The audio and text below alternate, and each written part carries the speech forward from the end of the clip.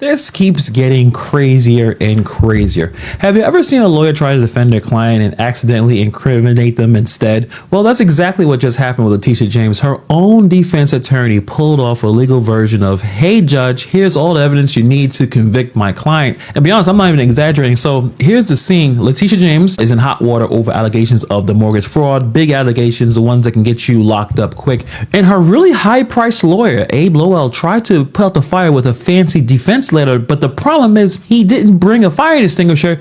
It looks like he brought gasoline. So shout out to White Collar Frauds bringing out all of the latest of what is going on with Letitia James. And I've been checking it out. So I saw this earlier this morning and I was like, I have to talk about this. The lawyer, right? Her lawyer tried to argue that James made an innocent mistake when she signed that legal document saying that the property in Virginia would be her primary residence. According to him, she corrected the mistake in other paperwork, except all of that paperwork, it was signed before the mistake even ever happened. I'm gonna say that again. It was signed before the mistake ever happened. Her lawyer literally proved that she knew what she was doing before she did it and then did it anyway. Let me rewind for a second, because you have to understand how ridiculous this timeline is to appreciate how bad this cover story is. Back in August 2023, Letitia James was helping her niece buy a house down in Norfolk, Virginia.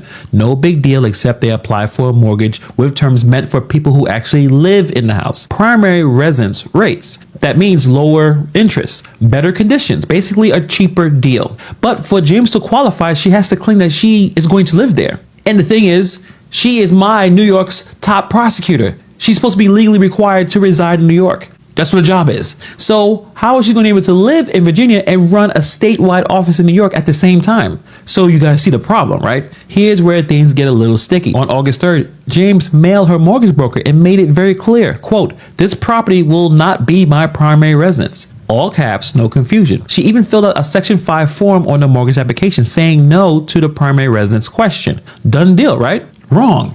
2 weeks later, on August 17th, she signed a power of attorney giving her niece the right to close on the property.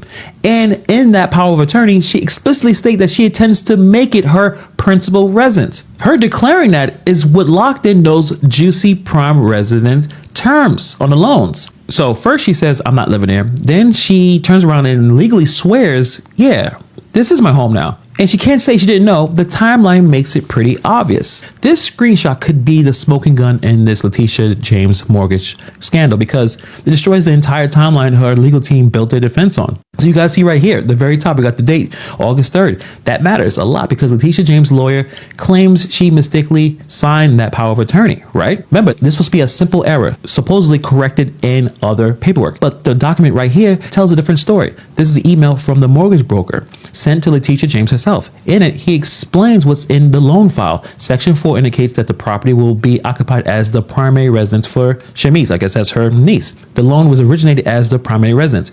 Your declaration is marked as a non-occupying co-borrower. So let's stop it right there. This confirms that on August 3rd, Letitia James had already declared that she would not be living at the property and her niece will be the primary occupant. That's crystal clear. But then we see the Section 5, the actual declaration from the loan paperwork, and it literally asks, "Will you occupy the property as your primary residence?" And the answer James checked is no. Bold, simple, is ambiguous. She's not living there.